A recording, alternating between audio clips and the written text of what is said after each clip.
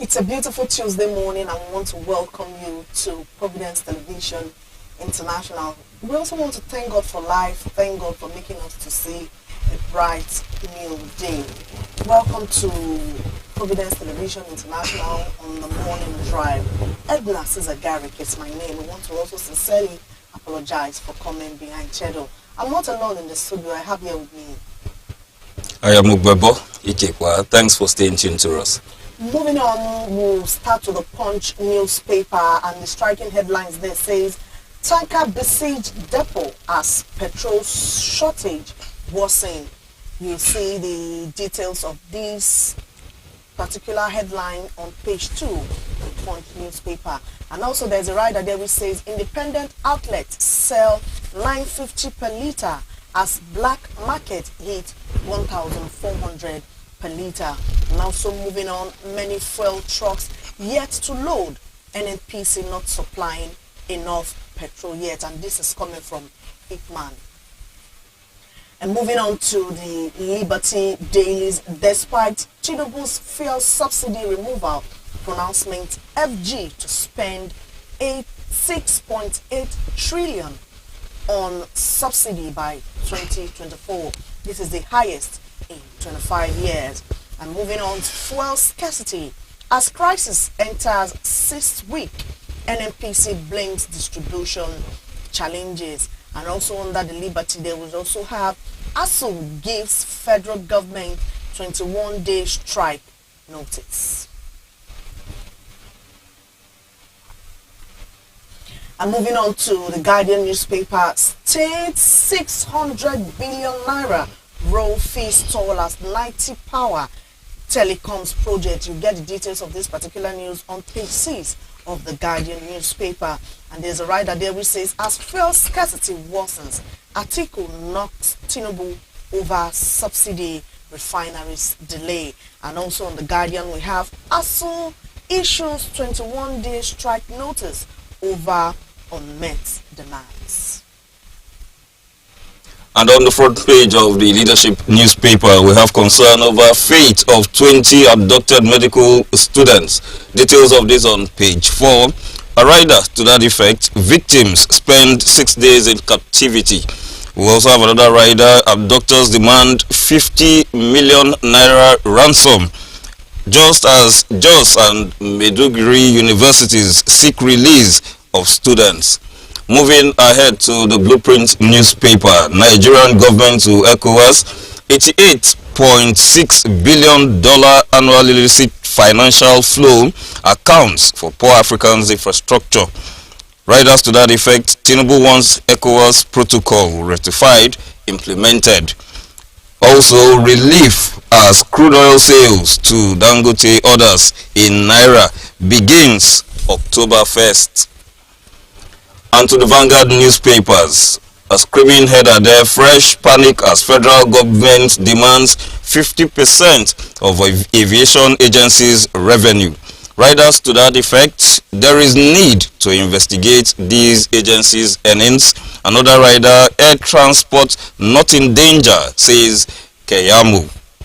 And another story on the front page of the Vanguard, NNPC posts 3.3 trillion naira net profit, declares 2.1 trillion naira dividend. Nigeria's reputation may have been battered, says an expert. And moving on now to the Tribune, the striking headline there says, crude oil sales in Naira to Dangote.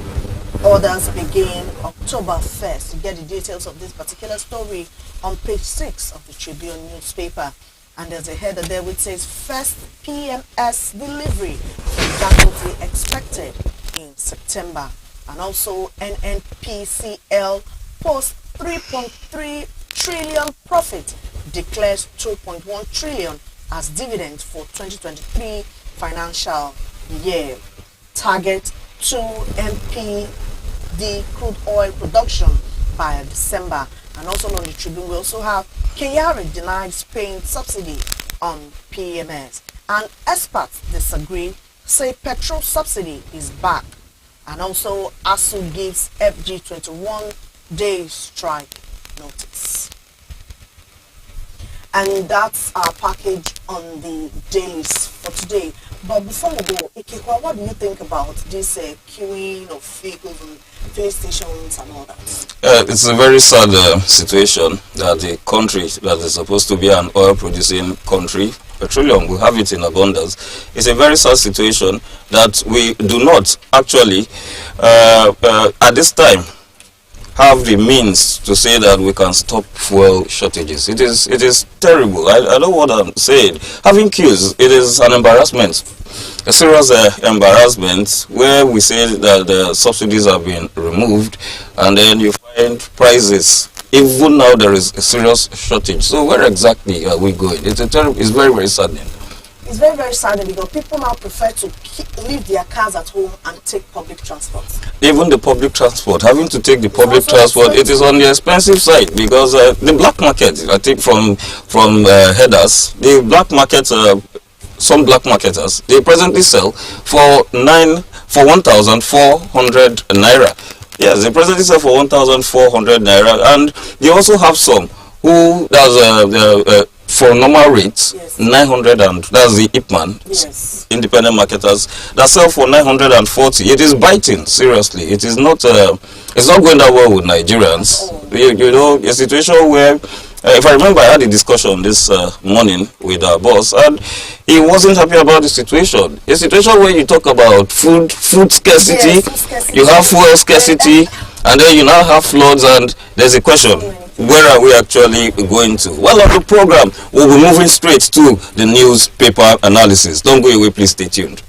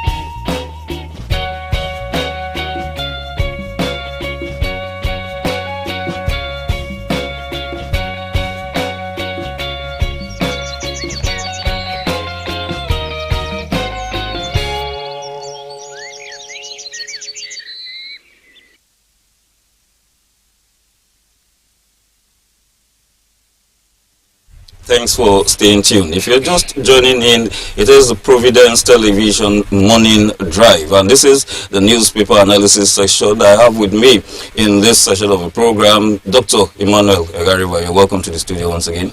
Thank you very much. It's nice to be here again. Thank you. Now, we'll move down to the Punch newspapers. Tankers besiege depots as petrol shortage worsens. Well, we should expect to see a clip of that. This issue, this lingering issue of fuel shortage, as the case may be, scarcity of fuel. So what is your take on it? Do you not see any succor in any time soon in the future? I really do not know what is happening in this country. And I pray that I do not give up on this nation. Because how can people be subjected to two tragedies?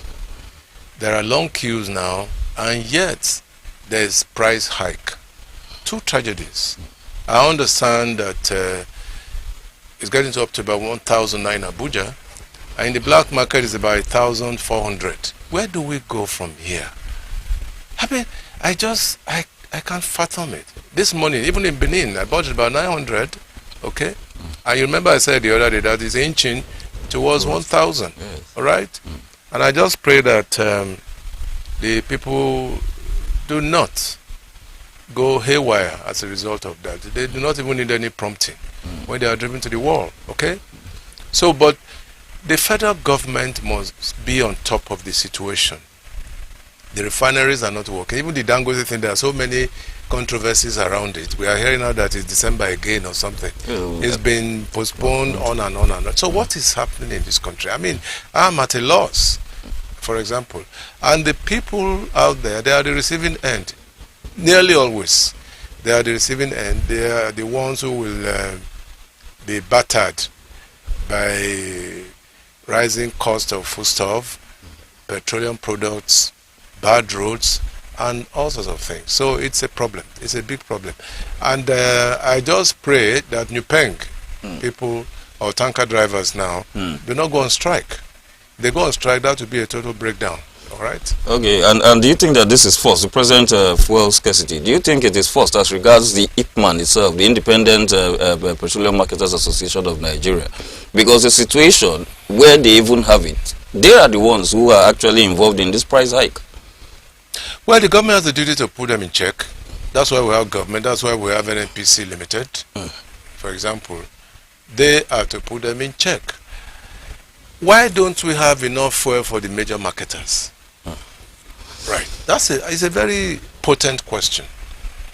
Why don't we have enough fuel for the major marketers? Why is it that it is the independent marketers that get fuel on a more regular basis? This is a question we must ask ourselves, and this is a question that government itself must answer. Because they cut corners, they get fuel on a regular basis, and they have, of course, a deregulated system, so they can sell at whatever price they wish. I mean, and the bad thing about it all is that if you have two filling stations that are about 200 meters apart, you go to the first one, they probably sell at about 850. You go to the next one, which is just about 200 meters away, they sell about 900. Okay? So there's no, I don't know, there must be some level of uniformity in terms of pricing. You know, the differentials, I told you yesterday on this same program that it's so bad that when you visit, when you want to buy fuel at a particular station in the morning, yes, you go there again in the evening, the price has changed. That is artificial. There's nothing natural about that. That is purely artificial. And it's what we call profiteering. Many people are rushing back home in readiness for the next day, and so they raise up the prices arbitrarily. So we must have some level of price control, this thing. But if you say you deregulate, is this the kind of deregulation we are talking about in this country? I don't know. Let us move ahead to the Liberty newspapers. Despite fuel subsidy removal by Tinubu, federal government to spend 6.8 trillion naira on subsidies. What's your take on this, sir? I'm happy you laughed. The camera, well, okay, that's the camera on you now. I'm happy you laughed because the whole thing is laughable. Right? Exactly. On the inauguration day, we were told that subsidy is a thing of the past. The very next day, there was price hike. That's what we are still battling with till today. Yes. And many eminent Nigerians have said quite openly that there's no subsidy removal. Okay. Even former President Obasanjo, who is always so vocal and so irrepressible, he has come out to say it. Nobody has challenged him that what you are saying is wrong. Many people have said quite clearly that there's no subsidy removal any longer. So, but you see, the thing about government, the way government is run, should be, I mean, if government runs into a brick wall, there should be no hubris, all right? There should be no shame in it. If you run into a brick wall, if your policy runs into a brick wall, be courageous enough, be bold enough to say, look, we'll tell Nigerians that we run into a brick wall, and reverse. And reverse the order. You'll be applauded for it. Okay? But when you hang on to what you think you believe in, and that thing you think you believe in is the ultimate, then something else is happening. So I should think that government should come out clean. Okay. If there is no subsidy removal, let's say it. Let's see it. Let's see how it goes. Let's see how it works. Because Nigerians are suffering. Nigerians truly, truly are suffering as a result of the removal of oil subsidy. And what is more aching is that, I mean, we're told that there were people who were cutting corners and all that. How many people have been arrested? Okay. Yes. How many people have been arrested? How many people have been charged to court? Because they were cutting corners. Because that's the bane of what all these things we are talking about. So I believe that government must come clean to prove people like former President Olusegun Obasanjo wrong. Yes, come out openly to say it. All right. And a lot of eminent lawyers have said it quite clearly. In the face of the atrocious allowances and salaries of National Assembly members. Falana said it yesterday, I said, with due respect, said it that you charge them to court, right? So we are in a dilemma. We are really, really in a dilemma. Things must work to the benefit of the ordinary Nigerian. The ordinary Nigerian is suffering. Okay. And that's my pain, really. Okay. And it looks like the list is endless. I wouldn't want to use a word, but the list of happenings that are quite unhappy, making Nigerians quite unhappy. No, you can say it. Look, let me tell you. I thought we were discussing it before we came into the studio. Yes. The average Nigerian is battered on many fronts. We've just talked about one. Yes. Fuel crisis. There's energy crisis. Yes. They are not getting their due as far as NEPA is concerned. Okay? Food crisis. The roads are bad. What else? They can't pay school fees. They can't pay school fees, and the very next topic I was actually going to. So it's not even. It's not actually laughable. It's not laughable at all. On the Leadership newspaper, quickly go there. Let's quickly look at the Leadership newspaper, where we have concern over fate of 20 abducted medical students. So, I mean, serious insecurity. Insecurity. We have it on a daily basis. In fact, the day it doesn't appear in any newspaper, you'll be asking yourself, what is happening? Because it has become the regular news. Right? The bad side, regular news. The day there are no kidnappings, you believe that something has gone wrong. The direct opposite. Okay? So, what are the average Nigerians benefiting now? They are battered. They are battered on so many fronts. And this is the truth. They are battered. And this is the work of the media, by the way. The media should be able to tell government that, look, this is what is happening outside. Because, as I've said, many of government officials are cocooned. Many of them do not even want to tell the president or the leadership the right thing. And they know it. They know it. Why don't you tell the leadership of this country that these things are going on outside? You just made mention of the media. I remember on some occasions I've had discussions with individuals who are of the view that the media is seriously part of the problem we have in this country. Are you with this view too? Well, some of them. I mean, we can't run away from that. But there are, I don't want to mention the newspapers and all that. Read the editorials. Okay. Yes. Read the editorials, and you will know that some newspapers are really up to the task. I take time to read editorials every day, and editorials, of course, are special pages in the newspapers. They come out to tell you exactly what it is. Okay, and so it must be with the electronic media as well. Don't forget that as time goes on, we will have editorials on this station. Yes. I have said it before. We are just starting now. It's like we are going to test transmission and all of that. But we'll get settled very soon. And we'll begin to tell you the way it is. All right? Because it's the fourth estate of the realm. Yes, the media. And they must be on the side of the people. I'm not saying that the media should necessarily antagonize the government. No. Okay. But they must be on the side of the people. Because government is in place for the people. Is there in the Constitution. Okay. The security and welfare of the people is clearly stated in the Constitution. Therefore, I believe that the first thing on the mind of any leadership in government must be the welfare of the people. Right now, and it speaks volumes. All right? The thinking of Nigerians right now, it speaks volumes. What are they enjoying? And Not if you don't have, if you have a building or you're building a project, the first thing you think of is a borehole. yes. Because the public utility system has broken down completely. In fact, it's almost non-existent.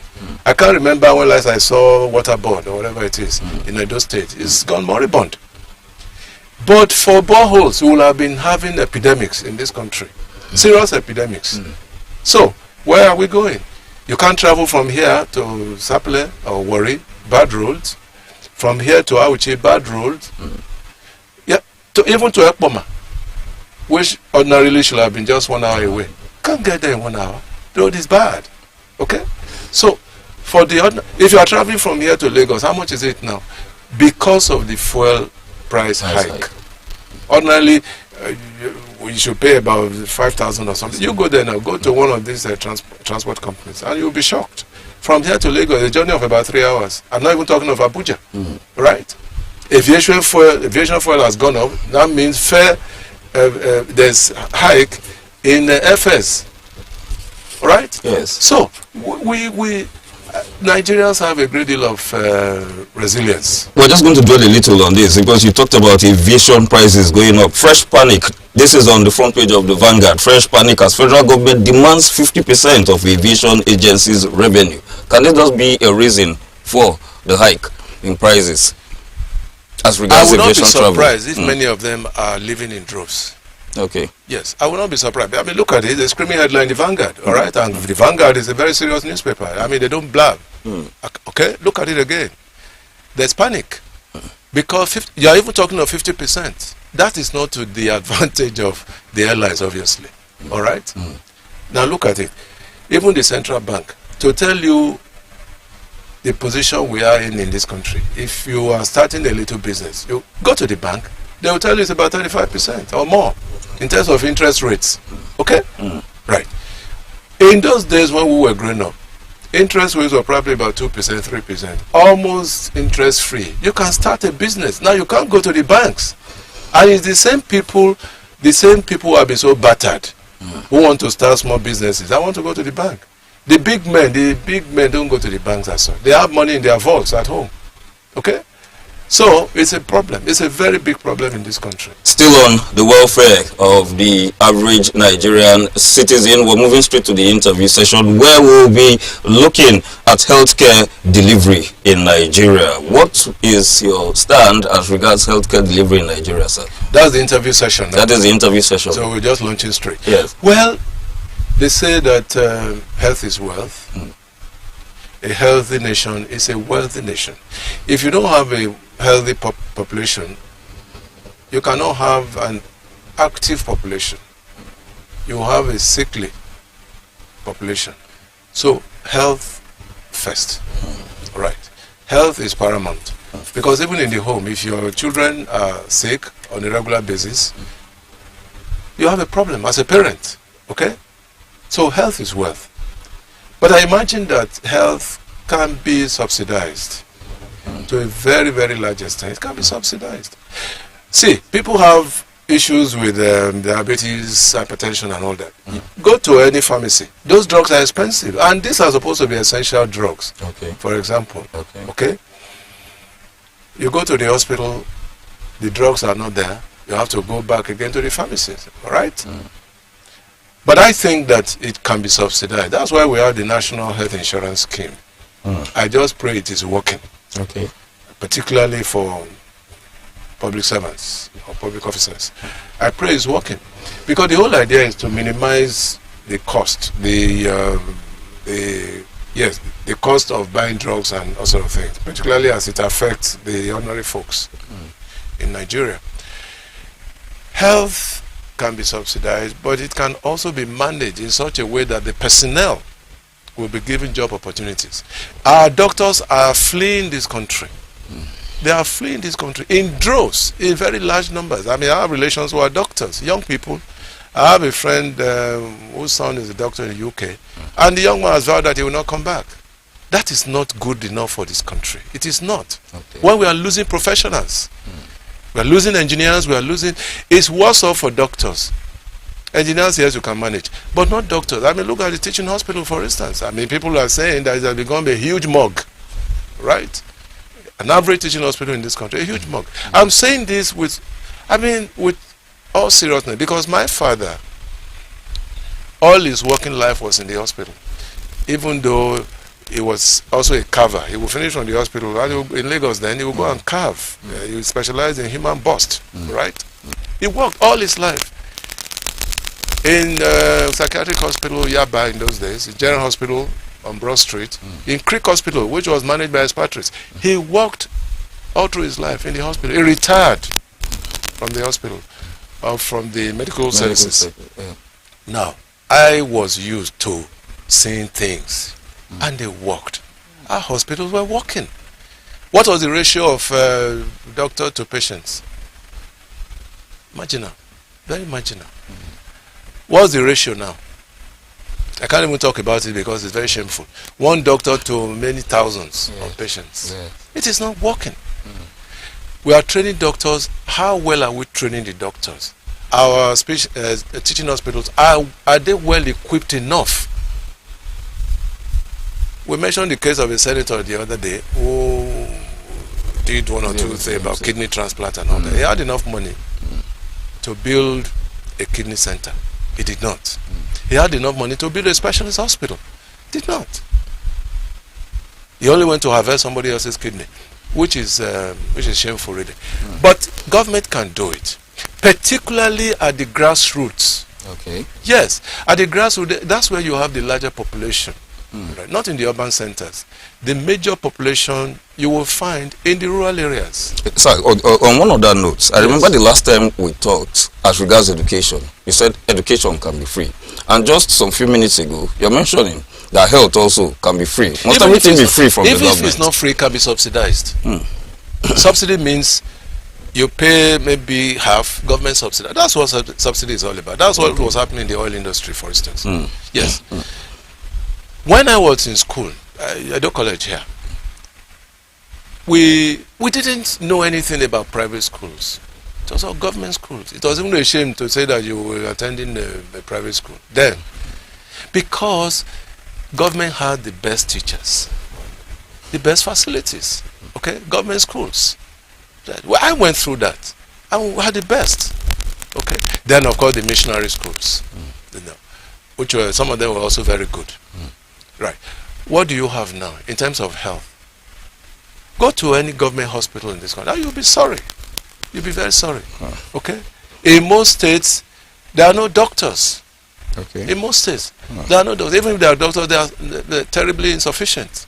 Why? Because doctors are leaving this country in droves on a daily basis. On a daily basis. And I'm not kidding about it. Medical workers, pharmacists, nurses. In fact, in the case of nurses, once you cross across the country, let me tell you, I met a professor friend of mine at Uniben the other day, and they had a meeting. I think the nursing department or whatever. And the head of the department of nursing was saying, look, we have such a large number of people coming to read nursing. And you know what the professor said? He said they are coming to study nursing so that they can, what's the term they use now? They can... Jakpa, yes. So that they can jakpa, because nursing is very profitable outside this country, particularly in the United States. Oh, you have a large number now of students who are coming for nursing. They are not coming to serve their nation. They are coming to jakpa. Yeah, because they know that it's profitable out there, even in Canada. Talking about service, we've seen the situation of doctors going on strike. Is this not normally against what then in your days it was never heard of? Because the services, or rather government intervention, was normal. But the doctors earn quite well these days. The doctors these days, how much are they earning? No, tell me, how much are they earning? And where are the facilities? A doctor will spend maybe a few years in government service and he opens his own. All right?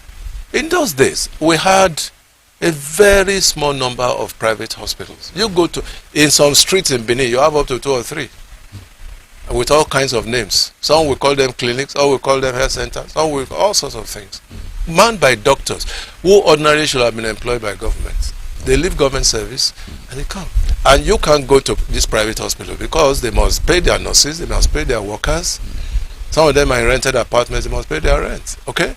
So, but if government is on top of the game, there will be less of private hospitals. People will learn to go. I just mentioned the case of my father who worked in the government hospital all through his life. Okay? We had the best of doctors. The late Professor Bello Sage, one of the best physicians and gynecologists we've had in this country, worked in the general hospital. He knew my father knew him very well. This was a seasoned doctor. He came from Canada and he picked up a job. I can mention Dr. Ojukwu and very eminent Nigerians. Dr. Manua. These are legends. They worked in general hospitals. My father knew them. And those general hospitals were working. You will get the right doctor. In fact, let me even tell you this. These days you will go with an ailment. The doctor will prescribe 9 drugs. In those days, they will prescribe just 2 drugs for you. And your ailment was gone. Okay? I met that system. I met it and it was working. And because my father was in the hospital, I used to go there to see him. And I made friends with some of the doctors. They liked me. I mean, fine young boy and all that. They used to call me that. And I studied them. And I knew that the system was working. The health system in this country must be revived. We need serious revival in the health sector. Very serious revival. We start from making the teaching hospitals to work. To work. Particularly those that were there before independence or shortly after independence. UCH, for instance, University College Teaching Hospital at Ibadan, it should go back to its former status. So its former status, UBTH. Okay? Ilorin, Calabar, Luth, that is where people like Professor Olikoye Ransom Kuti worked. These were stars. They worked. Olikoye Ransom Kuti worked at Luth, Mabogunje and all these other people. So we must go back and re-establish or re-engineer the teaching hospital because that's the training ground for doctors. Well, like I would always say, it's always very engaging, very interesting having the chats with Dr. Emmanuel Hariva. Well, please, once again, if you're just tuning in, it is Providence Television International, the morning drive, and we just completed the interview session. Remember to just go down to your YouTube station and simply type in Providence Television International, and both our former, all our past recordings, you will see them. In fact, we have so much lined up for your viewing pleasure. Don't forget to like, subscribe, and share to your friends. Once again, Dr. Emmanuel Hariva, thank you for coming to the studio. Thank you so much. Viewers out there, I want to tell you, please stay tuned as we have quite a lot lined up for your viewing pleasure. Thanks for being there.